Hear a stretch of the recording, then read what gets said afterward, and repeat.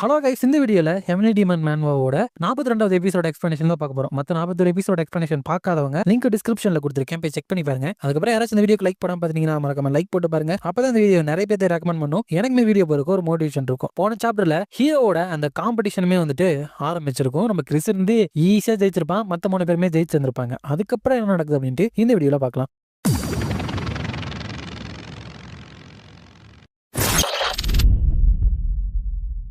சாப்டரோட ஸ்டார்டிங்ல இந்த மாதிரி எந்தெந்த குரூப்ல யார் யார் கலந்துக்கிறா அப்படின்னு அனௌன்ஸ் பண்ண உடனே நம்ம ஹெண்டர்சனோட பேரை பார்த்து அந்த லாரன்ஸ் ஃபேமிலில இருந்து வந்தானே அவனுக்கு ஒழுங்கா ஸ்வாடையே சிங் பண்ண தெரியாது, அவன் ஒரு விவசாயி, அவன் எப்படி இதுல பார்ட்டிசிபேட் பண்ணிக்கிறான் அப்படிங்கிறானுங்க. நம்ம ஹீரோவை ரெப்ரசென்ட் பண்ற அந்த 6 பேர்ல ஒவ்வொருத்தங்க மேலுமே மக்களுக்கு ஒவ்வொரு வியூ இருக்கு. நம்ம கிறிஸ்ட ஃபிளாஷ்னு சொல்லுவாங்க, கெவினை டெவில் ஆஃப் கைரோன்னு சொல்லுவாங்க. ஏன்னா அவங்களோட ஸ்கில்ஸை வந்துட்டு எல்லாருமே நேர்ல பாத்துருக்காங்க. சோ அவங்க கூட ஃபைட் பண்றதை அவாய்ட் பண்ணணும்னு நினைப்பாங்க. அதே மாதிரி வல்கன், அதுக்கப்புறம் பூக்கி, அவங்க 2 பேரோட மசலே போதும், அவங்க கூட யாருமே பிரச்சனை பண்ணணும்னு நினைக்கவே மாட்டாங்க. இவங்க கூட கம்பேர் பண்றப்ப மேக் பர்னி, அதுக்கப்புறம் ஹெண்டர்சன், ஒருத்தன் விவசாயி, ஒருத்தருக்கு வந்துட்டு ஒரு கை இல்ல, சோ இவங்க வந்துட்டு வீக்கானவங்க அப்படின்னு நினைச்சுப்பாங்க. அதுலயுமே இருக்கலே வீக்கஸ்ட் அந்த ஹெண்டர்சன் அப்படின்னு தான் நிறைய பேர் நினைப்பாங்க. அப்ப அங்க இருக்கிற குரூப் எல்லாம் அந்த ஹெண்டர்சன் ரெக்ரூட் பண்றப்பவே பேண்ட்லயே பாத்ரூம் போயிட்டானாம்ல, அந்த குரூப்ல எவன் மாட்டி இருக்கானோ அவனுக்கு ஜாக் பாட் தான் அப்படின்லாம் பேசிட்டு இருக்கப்ப ஹீரோட அப்பா இருந்துட்டு ரோமன், நார்த் ஈஸ்ட் ரீஜன்ல நம்மளோட நிலைமை எதுன்னு உணர்த்துறதுக்காக இவ்வளவு விஷயம் பண்ணணுமா என்ன? இந்த காம்படிஷன் பாக்குறதுக்கு ஃப்ரெண்ட்லியா இருந்தாலும் கண்டிப்பா அலையன்ஸ் அசோசியேஷனோட நோபல்ஸ் எல்லாம் நம்மள ஃபாலோ பண்ண மாட்டாங்க. அப்படிங்கிறப்ப ஹீரோ வந்துட்டு இருந்தாலும் இது வந்துட்டு நெசசரி தான். அவங்க நம்ம டிமிட்ரியை வந்துட்டு டீல் பண்ணிடலாம் அப்படின்னு ரொம்ப நம்பிக்கையோட இருக்காங்க, அவங்களோட ஸ்ட்ரென்த்தை மட்டுமே வச்சு. பட் இந்த காம்படிஷன்ல நம்ம டிமிட்ரியோட பவர் எவ்வளவு அப்படின்னு சொல்லிட்டு அவனுங்க பாத்துட்டாங்க அப்படின்னா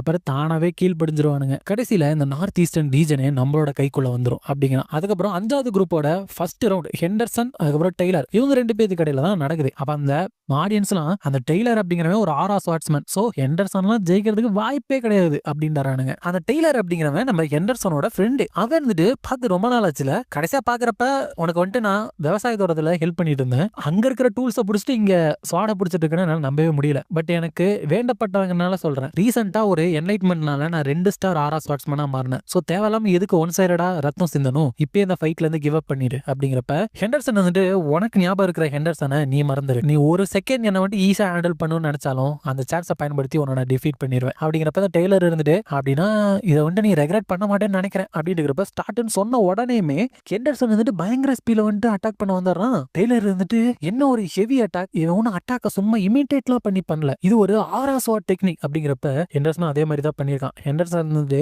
மை லார்டுக்கு சர்வ் பண்ற அளவுக்கு ஒர்த்தி ஆகிறதுக்கு நான் என்ன வேணாலும் பண்ணுவேன். மாஸ்டரோட சோல்ஜர்ஸ்ல எல்லாருமே சீக்கிரமா ஆரா வந்துட்டு மேனிஃபெஸ்ட் பண்ணப்போ நான் தான் இருக்கிறதுலே லேட்டா வந்துட்டு பண்ணேன். எப்பவுமே ஒரு ஆம மாதிரி எல்லாத்துக்கும் பின்னாடி தான் நான் இருந்தேன். ஹவவர் நான் வந்துட்டு இன்னுமே ஹார்ட் ஒர்க் பண்ணி ஃபார்வர்ட் ஆகிக்கிட்டே தான் இருப்பேன் அப்படின்னு நினைச்சிட்டு அந்த டெய்லரோட டிஃபென்ஸ் இருந்துட்டு அவன் உடைக்கிறப்ப அந்த டெய்லர் இருந்துட்டு ஹெண்டர்சன் கிட்ட இந்த மாதிரிலாம் என்னால தோக்க முடியாது அப்படின்னு சொல்லிட்டு அவனோட ஆராவை இருந்துட்டு பயங்கரமா ரிலீஸ் பண்ணி ஒரு எக்ஸ்ப்ளோஷன் மாதிரி கிரியேட் பண்றான். இவனுக்கு எதிரான ஆராவை யூஸ் பண்ண விரும்பல, பட் சாரி நான் இந்த ஃபைட்டை இப்பயே முடிச்சிட அப்படின்னு சொல்லிட்டு நம்ம ஹெண்டர்சனை அட்டாக் பண்ண வரப்ப கிறிஸ் இருந்துட்டு இதுக்கு முன்னாடி என்ன பேசியிருக்கானா, ஃபர்ஸ்ட் வந்தப்ப நீ ஒரு வீக் ஹியூமனா இருந்த, பட் இப்ப பாரு நீ எவ்வளவோ சேஞ்ச் ஆயிட்ட. இந்த பாஸ்ட் மந்த்ல நிறைய பேர் டிஃபீட்டை ஒத்துக்கிட்டப்போ நீ இன்னுமே நிறைய வெற்றி அடையணும் அப்படின்னு ஆசைப்பட்ட, அன்னைக்கு நீ கிவ் அப் பண்ணணும்னு முடிவெடுத்தல, அப்படி பண்ணியிருந்தானே உன்னோட வாழ்க்கை இப்படி மாறி இருக்குமா? ஹெண்டர்சன் நம்ம மாஸ்டரோட பக்கத்துல நிக்கிற அந்த உரிமை இருந்துட்டு நீ சம்பாரிச்சிருக்க, கண்டிப்பா கேரண்டி அதை நான் சொல்லுவேன் அப்படின்னு சொல்லியிருக்கான். சோ அதெல்லாம் நினைச்சிட்டு இருக்கப்ப இங்க டெய்லர் ஆராவை யூஸ் பண்ணி அட்டாக் பண்ணறப்ப ஹெண்டர்சனுமே இருந்துட்டு ஆராவை யூஸ் பண்ணி அவனோட அட்டாக் இருந்துட்டு ஈஸியாவே பிளாக் பண்றான். அது இல்லாம எதிர்த்து அட்டாக் பண்ணதுல அந்த டெய்லர் இருந்துட்டு ரொம்ப தூரத்துக்கு போயிட்டு விழுந்துறான். திரும்பி அட்டாக் பண்ணலான்னு பாக்குறப்ப இவன் முன்னாடி கத்தி வச்சாரான். சோ அவனுமே நான் டிஃபீட்டை ஒத்துக்கிறேன் அப்படின்னாரான். சோ இந்த இடத்துல வின் பண்ணிக்க வந்து ஹெண்டர்சன் தான். அங்க இருக்கிறவங்க நம்பவே முடியல, ஹெண்டர்சன் இது ஸ்வாட்ஸ்மேன், அதுவும் ஆரா ஸ்வாட்ஸ்மேனுக்கு எதிராக வின் பண்ணிட்டானா, அவனால ஆராவை யூஸ் பண்ண முடியாது, ஒரு வருஷம் ஆகுமே மாணவெல்லாம் சென்ஸ் பண்ணதுக்கு அப்படின்லாம் எல்லாருமே ஆச்சரியத்துல இருக்கிறாங்க. அப்ப அந்த நார்த் ஈஸ்டர்ன் அலையன்ஸ் அசோசியேஷன்ல இருக்கிறவங்களுக்குலாம் இவங்க எல்லாம் வீக்குன்னு தானே சொன்னீங்க, என்ன இவங்களே இப்படி அட்டாக் பண்றாங்க, இப்படியே போச்சுன்னா நம்ம சைட்ல இருந்து யாரும் வின் பண்ண மாட்டாங்களோ அப்படிங்கிறப்ப அந்த கான்ட்ராக்ட் இருந்துட்டு எல்லாருமே மனசை தளர விட்டுறாதீங்க, என்ன ட்ரஸ்ட் பண்ணுங்க, கண்டிப்பா நம்ம சைட்ல இருந்து ஒரு வின்னர் வருவோம் அப்படிங்கிறப்ப அடுத்து வந்துட்டு கெவினுக்கான சண்டை. கெவின் இருந்துட்டு நான் வந்துட்டு கிறிஸை விட ஸ்லோவா இருந்துட்டேன், 5 செகண்ட்ல போன மேட்சை முடிச்சேன். எப்பவுமே என்னோட மாஸ்டரோட ஸ்வாட் யாரு அப்படின்னு கேட்டா எல்லாருமே கிறிஸ் அப்படின்னு தான் சொல்லுவாங்க. என்னோட ஓன் வேல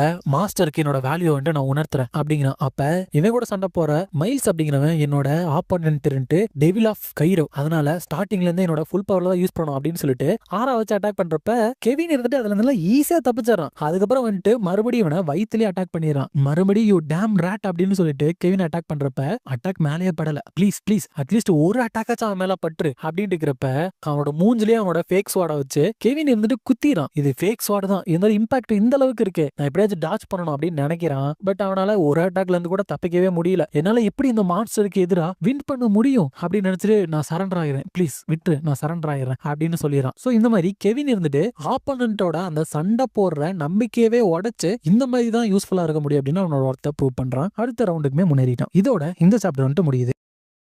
நெக்ஸ்ட் சாப்டர்ல அந்த நைட் கேப்டன் ஜானதன் இருந்துட்டு கிறிஸ் இருந்துட்டு நம்ம நைட்ஸோட வைஸ் கேப்டனா இருந்தவன். அவன் இப்ப எவ்வளவு மாறி இருக்கான், நீங்களுமே ஒரு நைட்டை எவ்வளவு இம்ப்ரூவ் ஆகுறது அப்படின்னு சொல்லிட்டு இந்த காம்படிஷனை பத்தி தெரிஞ்சுக்கங்க அப்படின்னு எல்லாத்தையுமே கூட்டிட்டு போயிருக்காப்ல. ஆனா அங்க பாத்துட்டு கிறிஸ் அவ்வளவு சீக்கிரம் ஜெயிச்சதை பார்த்துட்டு இது வந்துட்டு ரொம்ப ஒன் சைடா இருக்கே அப்படின்னு நினைக்கிறான். ஜானதனுமே இருந்துட்டு கிறிஸ் இருந்துட்டு ரொம்ப ஸ்ட்ராங்கா மாறிட்டானே அப்படின்னு நினைக்க, கிறிஸ் இருந்துட்டு நான் என்னோட மாஸ்டரை ரெப்ரசென்ட் பண்ற ஒரு ஸ்வாட், சோ என்னோட ஆப்போனன்ட்டை ஓவர்வெல்மிங்கா நான் வின் பண்ணணும், அப்பதான் எவனுமே என்னோட மாஸ்டரோட இடத்துக்கு வந்துட்டு வரணும்னு யோசிச்சு கூட பார்க்க மாட்டான் அப்படின்ட்டு செகண்ட் ரவுண்ட்லயுமே அவன் வின் பண்றான். இருந்தாலும் இது வந்துட்டு பத்தாது அப்படின்ற மாதிரி தான் நினைக்கிறான். இன்னும் ஸ்பீடா பண்ணணும் அப்படின்னு நினைச்சு ஒவ்வொரு ரவுண்டா போயிட்டு இருக்கப்ப செகண்ட் ரவுண்ட்ல 5 செகண்ட், தேர்ட் ரவுண்ட்ல 8 செகண்ட், ஃபோர்த் ரவுண்ட்ல 10 செகண்ட் இதுக்குள்ளே இருந்துட்டு மேட்சை முடிச்சாரான். ஜானத்தன்லாம் பார்த்துட்டு எப்படா இவன் இவ்வளவு ஸ்ட்ராங் ஆனா, யங் மாஸ்டர் ரோமன் கிறிஸ் நீங்க என்னதான் பண்ணீங்க அப்படின்னு நினைக்கிறாப்ல. அப்ப நிறைய பேரு நல்ல வேலை நம்ம கிவ் அப் பண்ணி கரெக்டான விஷயத்தை தான் பண்ணிருக்கோம், இல்லைன்னா தேவையில்லாம இப்படி போயிட்டு அசிங்கம் தான் படணும். பட் இந்த ஃபேரலால கிறிஸை டிஃபீட் பண்ண முடியுமா அப்படிங்கிறப்ப இன்னொருத்த வந்துட்டு வாய்ப்பே இல்ல, கிறிஸ் எல்லாம் வேற லெவல்ல இருக்கான். ஆல்தோ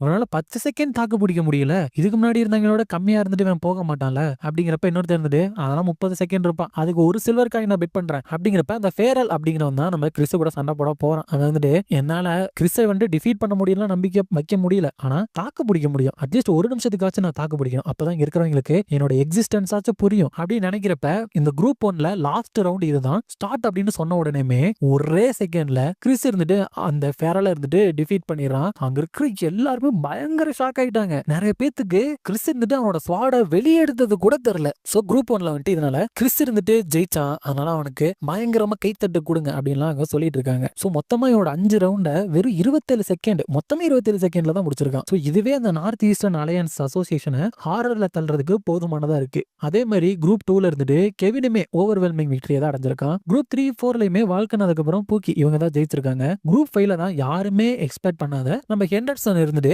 அவனோட விக்டரியை இருந்துட்டு சீஸ் பண்ணிருக்கான். அந்த நார்த் ஈஸ்டர்ன் அலையன்ஸ் அசோசியேஷனுக்கு மிச்சம் இருக்கிற ஒரே நம்பிக்கை குரூப் 6ல இருக்கிற நம்ம ஒத்தகை இருக்கிற மேக்பனியை வந்துட்டு ஃபேஸ் பண்றதுதான். அப்ப இந்த கான்ட்ராக்ட் இருக்கார்ல, இவர் வந்துட்டு கேப்ரியல் அப்படிங்கிற ஒருத்தனை தான் வந்துட்டு இவங்க சைட்ல இருந்து அனுப்ப போறாங்க. இவன் வந்துட்டு எங்களோட சீக்ரெட் வெப்பன், சின்ன வயசுல இருந்து இவனுக்கு வந்துட்டு நாங்க பயங்கரமா வந்துட்டு ட்ரைனிங் கொடுத்துட்டு இருக்கோம். இவர் 3 ஸ்டார் ஆரா ஸ்வாட்ஸ்மேன், கண்டிப்பா இவங்கிட்ட அவனால வின் பண்ணவே முடியாது. ஏதோ லக்ல வந்துட்டு ரவுண்ட் 3 வரைக்கும் வந்திருக்கலாம், பட் எல்லாமே இப்ப முடிஞ்சு, அந்த ரோமன் டெமிட்டோட கதையுமே முடிஞ்சு அப்படின்னு நினைச்சிட்டு இங்க பாரு நம்ம நார்த் ஈஸ்டர்ன் அலையன்ஸ் அசோசியேஷன்ல இருந்து நீ மட்டும் தான் இப்ப மிச்சம் இருக்கு, அதனால டிஃபீட்லாம் ஆயிடக்கூடாது, ஒத்த கை தானே இருக்கு அப்படின்னு சொல்லிட்டு சிம்பத்தி எல்லாம் காமிச்சிட்டு வந்துடாத, உன்னோட ஃபுல் பவரை சண்டை போடணும் கேப்ரியல் அப்படிங்கிறப்ப இவனும் எஸ் சார் அப்படின்னு சொல்லிட்டு ஒரு ஒத்த கை இருக்கிறவன்ட்ட நான் ஏன் தோக்க போறேன் அப்படிங்கிற. அதுக்கப்புறம் போயிட்டு மேக்பெனியை பார்த்துட்டோம், ஒரு கை இல்லாதனால என்னோட உடம்பு பேலன்ஸாவே நிக்க மாட்டேங்குது, 2 கை இருந்தாலே இவன மாதிரி ஒரு காமனர் பெரிய நைட்டா மாற முடியாது, ஒரு கை இல்லாம இங்க வந்து சண்டை போட வந்திருக்கானா அப்படிங்கிறப்ப அந்த மேட்சுமே ஸ்டார்ட் ஆன உடனே என்னோட ஆறாவை கூட யூஸ் பண்ண வேணாம், ரியாலிட்டினா என்ன அப்படின்னு சொல்லிட்டு இந்த இடத்துல அவனுக்கு உணர்த்தறேன் அப்படின்னு சொல்லிட்டு அட்டாக்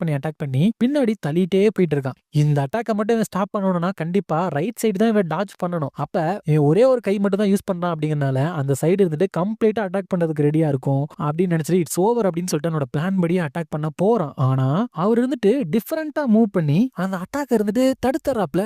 சோ எப்படி இருந்துட்டு ஹீரோ லெஃப்ட் ஸ்வாட்ஸ்மேன்ஷிப்னா ஒரு மாதிரி வித்தியாசமா இருக்கும், கணிக்கவே முடியாதுன்னு சொல்லியிருப்பாரோ அதே மாதிரி தான் இவர் இருந்துட்டு சொலண்டு வந்து அட்டாக் பண்ணிட்டு இருக்காரு. அப்ப இந்த மேக்ஸ் இருந்துட்டு உனக்கு எவ்வளவு தைரியம் இருக்கணும் அப்படின்னு சொல்லிட்டு அவனோட ஆரா வந்துட்டு ரிலீஸ் பண்ணிட்டு லக்குனால ஒண்ணு இவங்க வரல. இவனோட பேலன்ஸ் இருந்துட்டு நினைச்ச மாதிரி நல்லா இல்லாமலாம் இல்ல, உண்மையாலுமே இவனோட இம்பேலன்ஸ் இருக்குல்ல அதை வந்துட்டு இவனோட ஒரு கை இல்லாததுக்கு ஒரு அட்வான்டேஜா தான் பயன்படுத்திக்கிறான் அப்படின்னு நினைக்கிறான். இதேதான் ஹீரோமே சொல்லியிருப்பான், ஸ்வாட்ஸ்மேன்ஷிப்புக்கு அவங்களோட பேலன்ஸ் அப்படிங்கிறது ரொம்ப முக்கியம். சோ ஒரு கை இழந்தது வந்துட்டு ஸ்வாட்ஸ்மேனுக்கு பெரிய குறை தான், பட் இந்த லெக்ஸ்மேன் ஸ்வாட்ஸ்மேன்ஷிப்ல இது மூலியமா அந்த குறைய கூட ஒரு அட்வான்டேஜா பயன்படுத்திக்கலாம் அப்படின்னு இருக்கான். அப்ப இவர் பிராக்டிஸ் எடுத்துருக்கப்ப இந்த லெஃப்ட் ஹேண்ட் ஸ்வாட்ஸ்மேன்ஷிப்பை கிரியேட் பண்ணவரு ஒத்த கையா இருந்தாலும் எப்படி ஒரு ஸ்வாட்ஸ்மேன்ஷிப் டெக்னிக்கை வந்துட்டு உருவாக்குனாரு, அதுக்கான ஒரு ஸ்பெஷலா இல்ல என்ன மாதிரி கிவ் அப் பண்ணாம தொடர்ந்து ட்ரை பண்ணிட்டே இருந்தனால அவர் வந்துட்டு ஒரு புது ஸ்வாட்ஸ்மேன்ஷிப் இருந்துட்டு கண்டுபிடிச்சிருக்காரு. சோ இப்ப கடைசியா ஒரு நம்பிக்கை கிடைச்சிருக்கு. சோ என்னோட மாஸ்டரோட பேர் மேல ஆணையா சொல்றேன், இந்த காம்படிஷன் வந்துட்டு நான் வின் பண்ணுவேன், என்னோட ஸ்வாட்ஸ்மேனா இருக்கிற ஒரு வாழ்க்கை இருந்துட்டு இன்னுமே முடிவுக்கு வரல அப்படின்னு சொல்லிட்டு